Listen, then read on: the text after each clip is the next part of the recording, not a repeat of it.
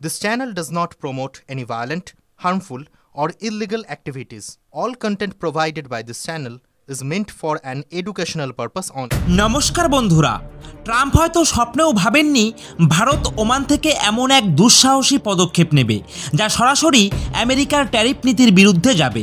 কৃষকদের স্বার্থে এবার ভারত খোলাখুলি আমেরিকার সঙ্গে সংঘর্ষে নেমেছে এবং স্পষ্ট জানিয়ে দিয়েছে we are ready to pay any price যদি প্রয়োজন হয়। 2025 সালে বিশ্বের 1 নম্বর সুপার পাওয়ার আমেরিকা ভারতীয় পণ্যের ওপর 50% ট্যারিফ বসিয়ে যেন এক অর্থনৈতিক যুদ্ধ ঘোষণা করেছে। হোয়াইট হাউসের ধারণা ছিল যে এই চাপে ভারত নতজানু হবে, আপোষ করবে আর আমেরিকার সব শর্ত মেনে নেবে। ইতিমধ্যে মার্কিন আমদানিকারকরা ভারতীয় কোম্পানির অর্ডার বাতিল করছে আর রপ্তানিকারকদের মাথার ওপর কালো মেঘ জমে উঠেছে। কিন্তু তারা বুঝতেই পারেনি যে নিউ দিল্লিতে প্রধানমন্ত্রী মোদির নেতৃত্বে চুপচাপ তৈরি হচ্ছিল এক সাইলেন্ট ইয়ের ডেডলি কাউন্টার স্ট্র্যাটেজি, যা এই অর্থনৈতিক আক্রমণ পুরোপুরি বাইপাস করে দেবে। আর এই চাল শুরু হবে আরবের মরুভূমি থেকে, কিন্তু এর তাপ পৌঁছে যাবে সরাসরি হোয়াইট হাউস পর্যন্ত। ভারত কূটনৈতিক দাবার ছকে এমন একটি ঘুঁটি চালিয়েছে যা শুধু মার্কিন ট্যারিফকে অকার্যকর করবে না, বরং গালফ অঞ্চলে ভারতকে এক ইনভিজিবল পাওয়ার হিসেবেও প্রতিষ্ঠা করবে, যে ক্ষমতা চীনের ঘুম উড়িয়ে দেওয়ার জন্য যথেষ্ট। কিন্তু এরপর একটি হাই স্টেক গেমও রয়েছে যা আপনাদের দৃষ্টিভঙ্গি সম্পূর্ণভাবে বদলে দিতে পারে। তো বন্ধুরা, সম্পূর্ণ বিষয়টা কি রয়েছে তা জানতে অবশ্যই ভিডিওটিকে শেষ পর্যন্ত দেখবেন। আর অবশ্যই আপনাদের কাছে একটি ছোট্ট অনুরোধ করব, আপনারা যদি আমাদের চ্যানেলে প্রথমবার এসে থাকেন তাহলে অবশ্যই ভিডিওটিকে একটি লাইক করে দেবেন আর অবশ্যই চ্যানেলটিকে সাবস্ক্রাইব করে দিয়ে পাশে থাকা বেল আইকনটিকে বাজিয়ে দেবেন। তো বন্ধুরা, চলুন পুরো বিষয়টা এবার আমরা শুরু থেকে শুরু করি। দেখুন, এই পুরো গল্পটা বুঝতে হলে প্রথমেই আমাদের ধরতে হবে আমেরিকার এই আক্রমণের ডবল ক্যারেক্টার। প্রথম আঘাত ছিল সেই 50% ট্যারিফ, যার মধ্যে 25 কার্যকর হয়েছিল 7 অগস্ট থেকে আর বাকি 25 বসানো হবে 27 অগস্ট থেকে। এর উদ্দেশ্য একটাই, যে ভারতীয় রপ্তানিকারকদের কোমর ভেঙে দেওয়া আর ভারতের অর্থনীতিতে আঘাত করা। কিন্তু এর আড়ালে লুকিয়ে ছিল আমেরিকার আরেকটা গোপন এজেন্ডা। তারা ক্রমাগত চাপ দিচ্ছিল যেন ভারত তার কৃষিখাত পুরোপুরি মার্কিন কোম্পানির জন্য খুলে দেয়। অর্থাৎ তারা চাচ্ছিল তাদের কৃষিজ পণ্য উইদাউট এনি রেস্ট্রিকশন ভারতের বিশাল বাজারে ঢুকিয়ে দিতে। এর সরাসরি প্রভাব পড়তো কোটি কোটি ভারতীয় কৃষকের জীবনে। এটা ভারতের জন্য একেবারে লক্ষণ রেখা ছিল। আর সেখানে দাঁড়িয়েই ভারত সরকারের সেই হুঙ্কার, যা গোটা বিশ্বকে নতুন ভারতের শক্তি অনুভব করিয়ে দিয়েছিল। এক জনসভায় প্রধানমন্ত্রী নরেন্দ্র মোদী স্পষ্ট ভাষায় বললেন যে ভারতের কৃষকদের স্বার্থ রক্ষার জন্য তিনি ready to pay any price. আর এটাই ছিল আমেরিকার উদ্দেশ্যে সরাসরি বার্তা। ভারত তার কৃষকদের পাশে আছে আর তাদের স্বার্থে কোনো আপোষ করবে না। এমনকি যদি তার জন্য আমেরিকার সঙ্গে ইকোনমিক ওয়ারও করতে হয় তাতেও করবে ভারত। আর এটা ছিল সেই নতুন ভারতের আত্মবিশ্বাস, যে কারোর চাপে নিজের নীতি নির্ধারণ করে না। তবে ভারত শুধু কথায় থেমে থাকেনি। আমেরিকার চাপ কাটাতে তারা সাজিয়ে ফেলেছিল এক সলিড এবং স্ট্র্যাটেজিক কাউন্টার অ্যাটাক। আসুন এবারে দেখে নিই সেই নতুন ভারতের নতুন কূটনৈতিক অস্ত্রকে। India Oman free trade agreement. অর্থাৎ যখন আমেরিকা ভারতকে ট্যারিফ দিয়ে ঘিরে ফেলেছিল, তখন ভারত চুপচাপ গালফের অন্যতম গুরুত্বপূর্ণ এবং কৌশলগত দেশ ওমানের সঙ্গে এক হাই ভ্যালু বাণিজ্য চুক্তির চূড়ান্ত পর্যায়ে পৌঁছে যাচ্ছিল। এটা কোনো ছোটোখাটো ডিল নয়। ভারত ও ওমানের মধ্যে আজ 10 বিলিয়ন মার্কিন ডলারেরও বেশি বাণিজ্য হয়। আর এই চুক্তি, যাকে অফিসিয়ালভাবে কম্প্রিহেনসিভ ইকোনমিক পার্টনারশিপ এগ্রিমেন্ট বলা হচ্ছে, আর ভারতের অর্থনৈতিক দাবার ছকে এমন একটি চাল এটি, যা সরাসরি আমেরিকার হিসাব এলোমেলো করে দিতে পারে। এই নতুন চুক্তির ফলে দুই দেশ একে অপরের বেশিরভাগ পণ্যের ওপর কাস্টম ডিউটি হয় পুরোপুরি তুলে নেবে, নয়তো খুবই কমিয়ে দেবে। সহজ ভাষায় বললে, ভারতীয় রপ্তানিকারকদের জন্য ওমানের বাজার পুরোপুরিভাবে খুলে যাবে। যে কাপড়, মেশিনারি, ইলেকট্রনিক্স বা অন্যান্য পণ্য মার্কিন ট্যারিফের কারণে আমেরিকায় বিক্রি হচ্ছিল না, সেগুলির জন্য এখন মিলবে একদম নতুন ও বড় অল্টারনেটিভ মার্কেট, আর সেটি হচ্ছে ওমান। এটা আমেরিকার ট্যারিফকে বাইপাস করার সরাসরি এবং কার্যকর উপায়। বিদেশ মন্ত্রণালয়ের কর্মকর্তাদের মতে এই চুক্তির আলোচনা ইতিমধ্যেই শেষ হয়েছে এবং এখন আরবি ভাষায় অনুবাদের কাজ চলছে, যাতে ভবিষ্যতে দুই দেশের মধ্যে কোনো ভুল বোঝাবুঝি না হয়। আগামী 2 থেকে 3 মাসের মধ্যে এই ঐতিহাসিক চুক্তি স্বাক্ষর হয়ে যাবে। আর এটা ভারতের স্মার্ট ইকোনমিক ডাইভার্সিফিকেশন স্ট্র্যাটেজির অংশ, যেখানে ভারত একক দেশের বাজারের ওপর নির্ভরতা কমিয়ে দিচ্ছে, যাতে ভবিষ্যতে যাতে কোনো দেশ ট্যারিফের হুমকি দিয়ে ভারতকে ব্ল্যাকমেইল করতে না পারে।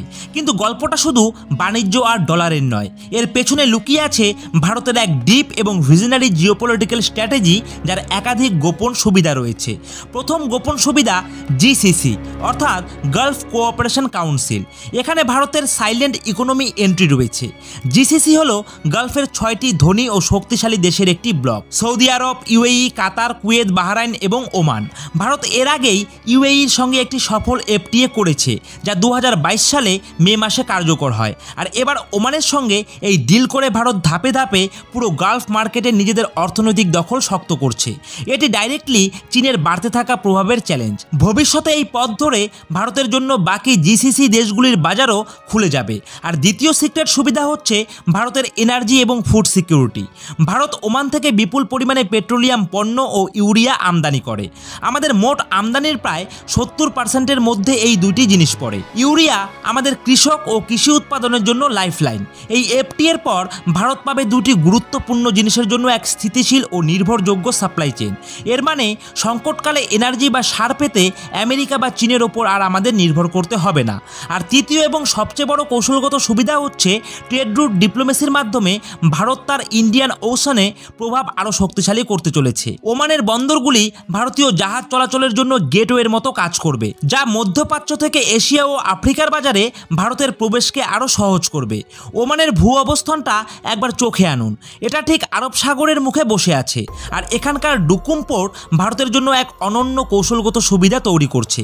এখান থেকে ভারত শুধু আফ্রিকা ও ইউরোপগামী সমুদ্র বাণিজ্যের রুটগুলি পর্যবেক্ষণই করতে পারবে না, বরং সেগুলির ওপর নিজের প্রভাবও বিস্তার করতে পারবে। আর এটা সরাসরি চ্যালেঞ্জ ছুড়ে দিচ্ছে চীনের অ্যাম্বিশাস বিআরআই অর্থাৎ বেল্ট অ্যান্ড রোড ইনিশিয়েটিভের মেরিটাইম সিল্ক রোডকে। ওমানের মাধ্যমে ভারত দ্রুত ইন্ডিয়ান ওশানের সিকিউরিটি প্রোভাইডার হিসেবে নিজেকে প্রতিষ্ঠা করছে। আর এবার ফিরে আসি সেই পয়েন্টে যেখানে বলেছিলাম যে এই ডিলের নথিগুলি আরবি ভাষায় অনুবাদ হচ্ছে। এটা শুধু কোনো একটা টেকনিক্যাল প্রসেস নয়, এর ভেতরে রয়েছে গভীর কূটনৈতিক বার্তা।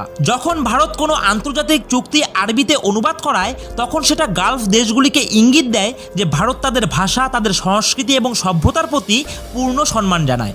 ভারত তাদের শুধু তেলের বাজার হিসেবে নয়, বরং সমান মর্যাদার কালচারাল ও পলিটিক্যাল পার্টনার হিসেবে দেখে। এটা আমেরিকাকে কিছু না বলে গালফ অঞ্চলে ভারতের ডিপ ইনফ্লুয়েন্স তৈরি করার একটি সূক্ষ্ম উপায়। এটি ভারতের সফট পাওয়ারের এক অসাধারণ উদাহরণ।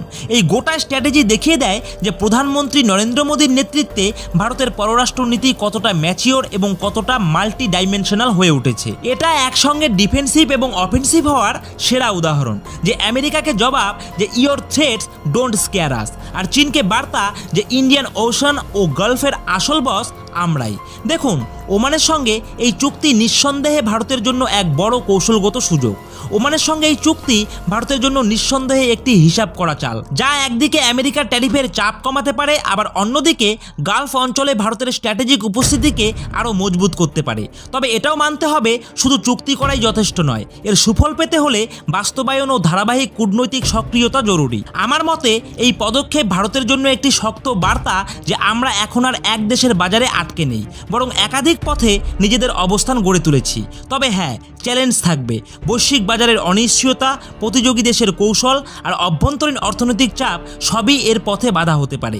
কিন্তু যদি এই চুক্তির সুবিধা কৃষক থেকে রপ্তানিকারক পর্যন্ত সবার কাছে পৌঁছে যায়, তবে ওমান ডিল ভারতের জন্য শুধু অর্থনৈতিক নয়, কূটনৈতিক ক্ষেত্রেও এক গুরুত্বপূর্ণ মাইলফলক হয়ে উঠতে পারে।